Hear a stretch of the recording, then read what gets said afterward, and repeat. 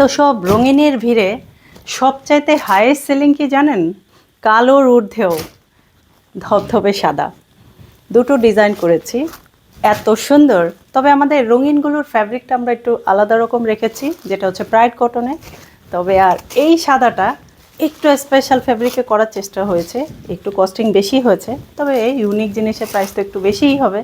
এটা কিন্তু সবচেয়ে বড় না, 5.5 হাত বাই 2.5 হাত বহর।